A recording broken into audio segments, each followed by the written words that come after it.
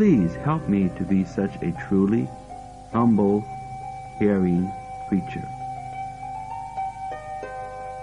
The preacher may go among the starving and malnourished, explaining how man does not live by bread alone. He may explain how such great souls as Jesus fasted for 40 days and nights, and how devotees like the Goswamis of Vrindavan were so absorbed in devotional service that they often forgot to eat. He might explain how Madhavendra Puri would fast unless someone offered him food.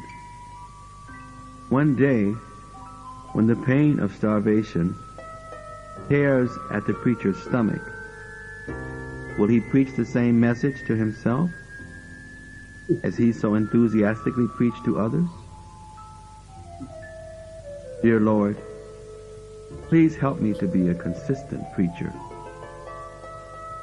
The preacher may go among the financially poor and explain to them how they should look for their riches in heaven and not on this plane. He may explain how the preacher's wealth is his austerity. When the day comes that he has no money of his own, unable to receive any from others, will he still be thinking of austerities for the Lord as true wealth? Please, dear Lord, help me to always think in this courageous way. The preacher may be very excited to visit the sick and afflicted to encourage them. He may explain very beautifully how we are not these physical bodies. He may mention how sickness often helps us to become more contemplative, psychic, and even more spiritual. He may stress how sickness helps to convince us that we never want to take a material body again, our body being the source of harassment that it is. When that preacher is helplessly sick himself, will he use his affliction as a chance to get further off the bodily plane? Or will he just become more conscious of it? Dear Lord, help me to be such a preacher who never comes down to gross bodily consciousness, even under the most taxing and trying of circumstances. The preacher may explain to others that as they become more seriously committed to spiritual lifestyle, they will lose many of their old friends. Sometimes one's greatest challenges will come from one's dearest friends and even close relatives. He may go on to explain how a prophet is not accepted in his own land, and how every great acharya was a revolutionist, unappreciated by the orthodox thinkers. He will say how saints were usually rejected by their previous associates and even family members, but because they had a higher calling, they did not let it stop them from their services to humanity. One day, when the preacher's closest family members and spiritual associates turn against him, will he still be able to remain fixed and determined to do God's work? Dear Lord, please help me to be such a preacher who is always determined to serve, never thinking of friends or enemies. The strong preacher receives much fame and prestige as he so expertly explains to others why there is no need to worry about material fame. He himself may not be famous among the materialists, but among various groups of preachers, he wallows in distinction and prestige. one day, by the Lord's arrangement, when he no longer has material or religious fame and prestige, will such a preacher still perform his daily rituals and prayers? Will such a preacher keep on enthusiastically preaching when he has very few people to hear from him? Or when he is no longer so highly respected? A cheating preacher will use God for his own fame and prestige. And when there is no fame for him, he will have little or no time for God.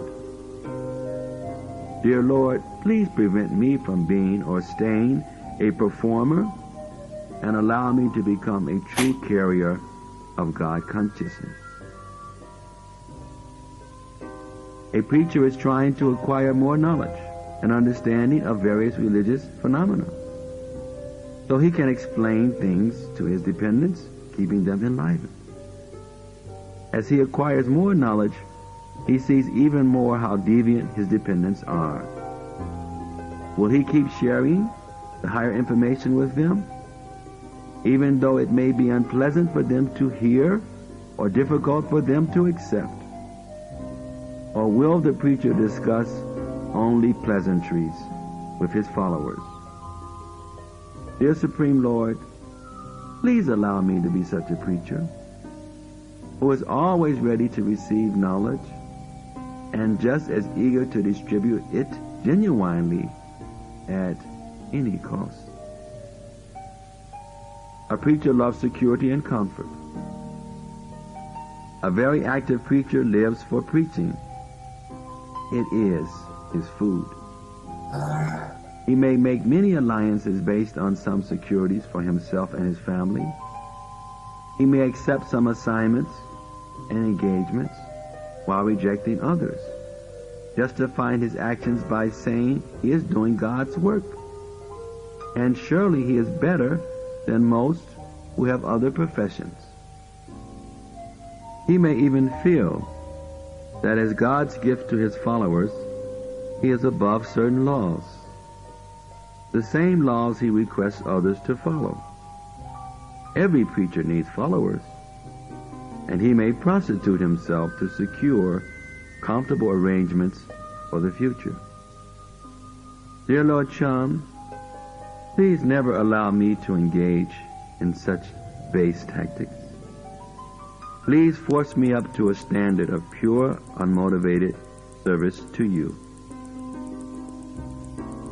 Real preachers are simply your puppets. They allow your mercy to flow and work through them.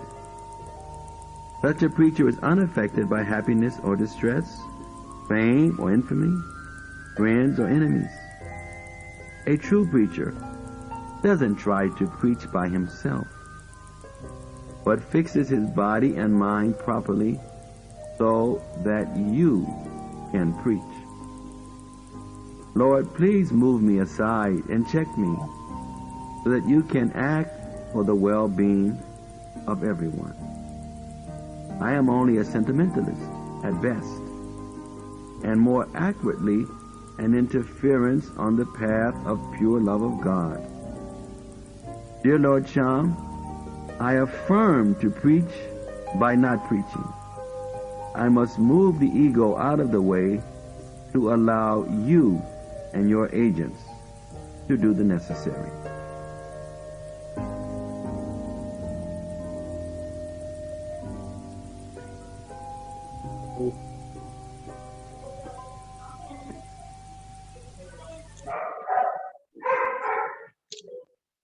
Hare Krishna, Shila Gurudev. So, yes, Gurudev. So we'll continue, Gurudev, next week, next Friday. This is a wonderful topic. So far.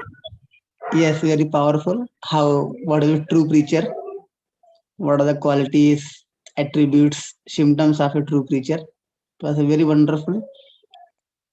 So maybe we will hear at length from you and the next week nicely and enjoy that. Yes. And we are very sorry for the miscommunication, Srila Gurudev, from our side. No, it's okay. My But mind is divided with Safari and yes, Srila Gurudev. good we handle it next week. I can put my mind there. Yes, Gurudev. We also heard that you were in Benin. We heard your lecture. Yes, in Benin, So, Pragati was yes, saying, improve the light. Sorry, I'm not in Lagos. In Lagos, I have a supporting light. I'm in Benin City now. yes, Gurudev. So it will be good for us to hear next. Yes. Yes, Srila Gurudev. Let's think about it. Next week we can digest it properly. Yes, Srila Gurudev. Till that time, we will contemplate on that. Yes. So we also request all the devotees to be prepared for the next week to have this wonderful session on who is a true preacher. So we'll meet next week with the Srila Gurudev. Hare Krishna. Hare Krishna. Thank you, Srila Gurudev. Thank you very Srila much. Prabhupada ki jai. Jai. Srila Bhakti Tirtha Maharaj ki jai. Jai. Gaura Bhakti ki jai. Jai. Jai. Srila Gurudev ki jai. Jai. Thank you, Srila Gurudev.